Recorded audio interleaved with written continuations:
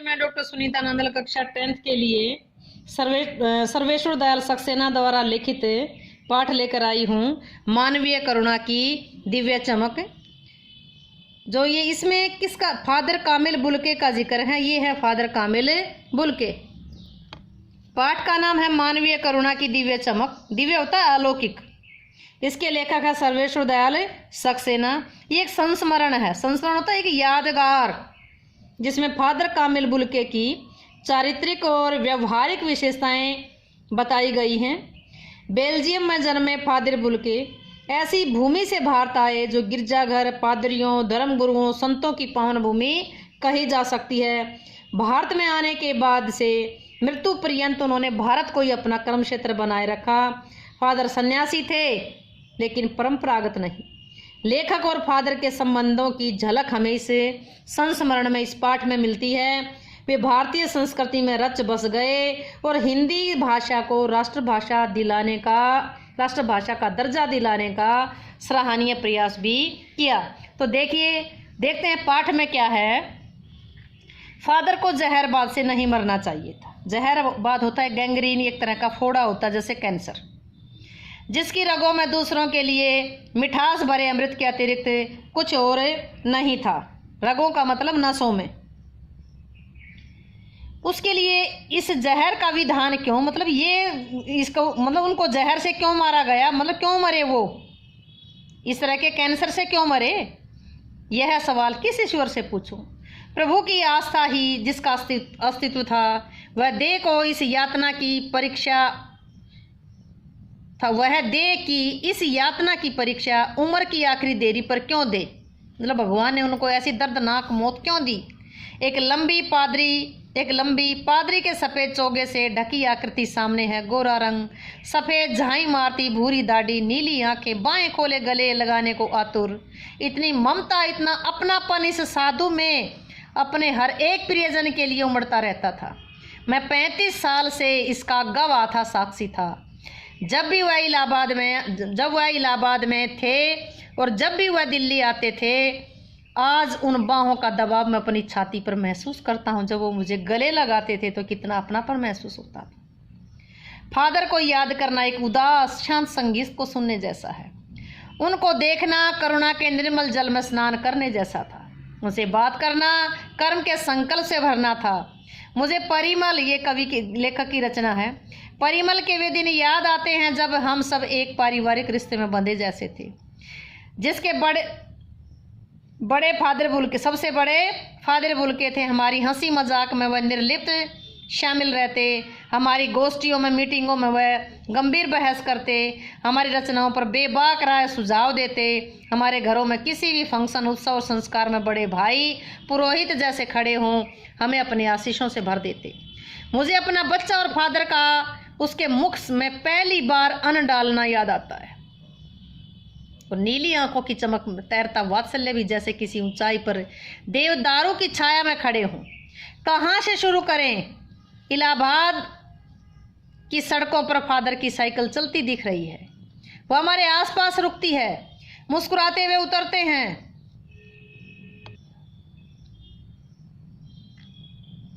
देखिए मैंने उसे पढ़ लिया। ओ, मैं कहना चाहता हूँ, उनको क्रोध में कभी नहीं देखा, आवेश में देखा और ममता तथा प्यार के लबालब छलकता महसूस किया।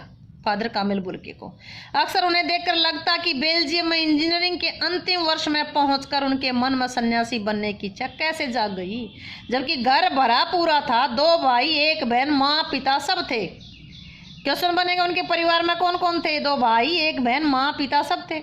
और इंजीनियरिंग के लास्ट ईयर में, यानी कि अंतिम वर्ष में, उन्होंने सन्यासी बनने की इच्छा प्रकट की थी। लेकिन पूछता, आपको अपने देश की याद आती है। बोला, मेरा देश तो भारत है। मैं जन्मभूमि की पूछ रहा हूँ। हाँ आती है, बहुत सुंदर है मेरी जन्मभूमि रैमसेपल। घर में किसी की याद, माँ की याद आती है, बहुत याद आती है। फिर अक्सर माँ की स्मृति में डूब जाते देखा। उनकी माँ की चिट्ठियाँ अक्सर उनके पास ही आती थी। अपने अभिन्न मित्र, या अभिन्न मित्र का मतलब जो सबसे गहरे घनिष्ठ मित्र, डॉक्टर रघुवंश को वह उन चिट्ठियों उन चिट्ठियों को दिखाते थे। माता पिता भाइयों से बहुत लगाव मन में नहीं था, बहुत ज़्यादा प्रेम नहीं था। पिता व्यवसायी थे, बिजनेसमैन थे। एक भाई वहीं पादरी हो गया, एक भाई काम करता है, उसका परिवार है। बहन सख्त और जिद्दी थी, बहुत देर से उसने शादी की। फादर को एक आध बार उसकी शादी की चिंता व्यक्त करते उन दिनों देखा था। भारत में बस जाने के बाद 2 या 3 बार अपने परिवार से मिलने भारत से बेल्जियम में गए थे। लेकिन मैं तो सन्यासी हूँ, आप सब छोड़कर क्यों चले आए? प्रभु की इच्छा थी, बालकों की इसी सरलता से मुस्कुरा कर कहते।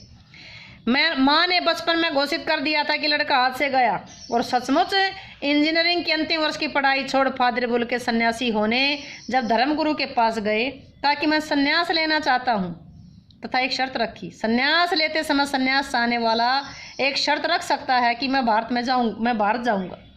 बाहर जाने की बात क्यों उठी नहीं जानता, बस मन में था ये। उनकी शर्त मान ली गई, वह भारत आ गए। पहले जीसेट संघ में 2 साल पादरियों के बीच धर्म प्रचार की पढ़ाई की। धर्मगुरु तो धार्मिक उपदेश देने वाला। फिर 9-10 वर्ष दार्जिलिंग में पढ़ते रहे। कोलकाता से बीए किया, फिर इलाहाबाद से एमए। उन दिनों डॉक्टर धीरेन्द्र वर्मा हिंदी विभाग के अध्यक्ष थे। शोध प्रबंध प्रयाग विश्वविद्यालय के हिंदी विभाग में रहकर 1950 में पूरा किया। राम कथा, उत्पत्ति और विकास रचनाएं उनकी। परिमल में उसके अध्याय पढ़े गए। फादर ने मात्र लिंग के प्रसिद्ध नाटक ब्लू बर्ड का रूपांतरण किया। ब्लू का मतलब नीला, बर्ड का मतलब पंछी, यानी नील पंछी के नाम से। बाद में वह सेंट जेवियर्स कॉलेज रांची में हिंदी कोर्स तैयार किया, बाइबल का अनुवाद किया। वहीं बीमार पड़े, पटना आए, दिल्ली आए और चले गए। 47 वर्ष देश में रह करके 73 वर्ष की जिंदगी जी करके 47 साल भारत में रहे। 73 वर्ष की उम्र में उनका देहांत हुआ। फादर बुल के संकल्प से सन्यासी, प्रश्न बनेगा, संकल्प से सन्यासी थे। कभी कभी लगता वह मन से सन्यासी थे। रिश्ता बनाते थे, तोड़ते नहीं थे। 10 साल बाद मिलने के बाद भी उसकी सुगंध महसूस थी। जब वह भी दिल्ली आते जरूर मिलते, खोज कर समय निकाल कर, गर्मी सर्दी बरसात झेल कर मिलते, चाहे 2 मिनट के लिए सही। ये कौन सन्यासी करता है? उनकी चिंता हिंदी को राष्ट्रभाषा के रूप में देखने की थी। हर मंच से इसकी तकलीफ बयान करते, इसके लिए अकाट्य तर्क देते। बस इसी एक सवाल पर उन्हें झुंझलाते देखा। हिंदी वालों द्वारा हिंदी की उपेक्षा पर दुख करते उन्हें पाया है।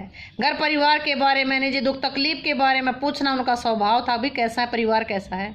और बड़े से बड़े दुख में उनके मुख से सांत्वना के जादू भरे 2 शब्द सुनना एक ऐसी रोशनी से भर देता था जिसकी गहरी तपस्या से, जो किसी गहरी तपस्या से जन्मती है। हर मौत दिखाती है जीवन को नई राह। मुझे अपनी पत्नी और पुत्र की याद आ रही है। फादर के शब्दों से झरती विरल शांति भी आज वो नहीं है। दिल्ली में बीमार आए, पता नहीं चला। बाहें खोलकर इस बार उन्होंने गले नहीं लगाया। जब देखा तब ये दोनों बाहें दोनों हाथों की सूजी उंगलियों को उलझाए ताबूत में जिस्म पर पड़ी थी। ताबूत में जिस्म पर पड़ी थी। ताबूत होता है जो डेड बॉडी शव रखे जाने का एक जो बॉक्स टाइप, संदूक टाइप। जो शांति बरसती थी वह चेहरे पर स्थिर थी। तरलता जम गई थी। 18 अगस्त 1982 की सुबह 10 बजे का समय था। दिल्ली में कश्मीरी गेट के निकलसन कब्रगाह में उनका ताबूत एक छोटी सी नीली गाड़ी में से उतारा गया। कुछ पादरी, रघुवंशी का बेटा, उनके परिजन राजेश्वर सिंह कैसे उतर रहे थे। फिर उसे उठाकर एक लंबी संकरी उदास पेड़ों की घनी छांव वाली सड़क से कब्रगाह में आखिरी छोर तक, किनारे तक ले जाया गया, जहाँ धरती की गोद में सुलाने के लिए कब्र अवाक मुंह खोले लेटी थी। ऊपर करील की घनी छां थी। करील का मतलब जो झाड़ियाँ थी उनकी छां थी। चारों ओर कब्रें, तेज धूप के वृत्त, जैनेन्द्र कुमार, विजेंद्र स्नातक, अजीत कुमार, डॉक्टर निर्मला जैन और मसीह समुदाय के लोग, पादरीगण उनके बीच में गैरिक वसन पहने।